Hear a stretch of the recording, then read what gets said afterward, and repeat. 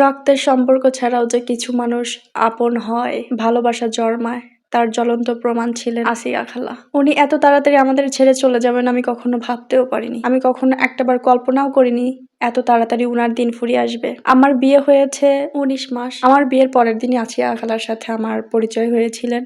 উনিকে আমি খালাই বলতাম। আমার হাজবেন্ড, আমার দেবররা সবাই উনাকে চাচি বলতো। বাট আমি কখনোই চাচি বলিনি, আমি খালাই বলতাম। আমাদের সংসারে উনার অবদান ছিলেন অপরিসীম।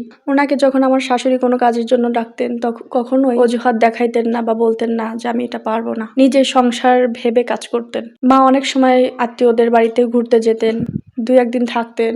সম্পূর্ণ দায়ভার ছিল খালার উপর। এমনও হইছে যে আমার শ্বশুর বাসায় আছেন, উনি রান্না করতে পারেন না। আসিয়া খালা রান্না করে নিজের বাড়ি থেকে খাবার আব্বাকে দিয়ে আসতো খাওয়ার জন্য। সংসারে গরু, ছাগল, হাঁস, মুরগি সবার দেখাশোনা করতো। কখনো বলতো না আমি আপনার এই কাজ করতে পারবো না বা আমি আপনার সংসার দেখতে পারবো না। কোনোদিন কোনো অভিযোগ করেনি। এমন নয় যে উনাদের সংসার আমরা চালাইতাম, বিষয়টা এমন নয়। তবে ভালোবাসা থেকেই সব কাজ করে দিতেন। বিয়ের পর থেকে উনার সাথে আমার বরাবরই অনেক ভালো সম্পর্ক ছিলেন। ওনার বাসায় আমি কখনো যাইনি, আমার বাসার পাশেই উনার বাড়ি ছিলেন। ভালোবাসার মানুষগুলো কেন জানি দ্রুত ছেড়ে চলে যায়। আমি একটার জন্য মানতেই পারি না যে খালা নেই। আমার নিজের খালার প্রতিও এতটা মায়া নেই যতটা মায়া ওনার জন্য আমার লাগতো।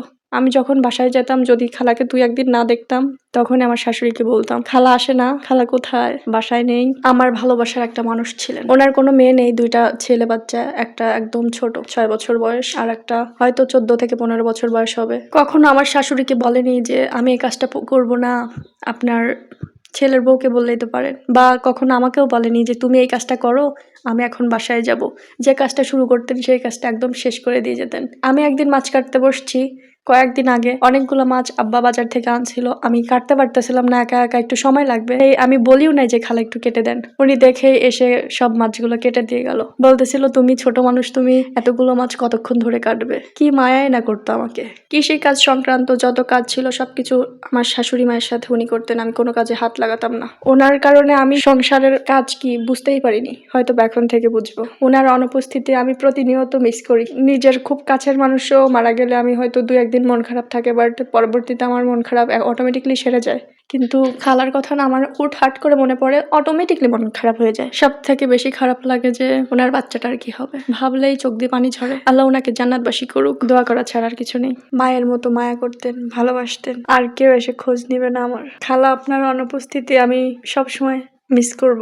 আপনার চলে যাওয়াটা না আমি মানতেই পারি না। আমার মনে হয় উনি আছেন। সুস্থ মানুষকে দেখে আসলাম, কথা বলে আসলাম শেষবারের মতো। আর দেখা হবে না আপনার সাথে, আর কথাও হবে না। কি নিয়তির লিখন, কে জানতো আপনি চলে যাবেন এত দ্রুত। মনকে মানাইতেই পারি না খালা। সবাই খালার জন্য দোয়া করবেন, আল্লাহ যেন ওনাকে জান্নাতবাসী করেন। দুনিয়াতে অনেক কষ্ট করেছে, পরকালে যেন আল্লাহ পাক ওনাকে সুখ দেন।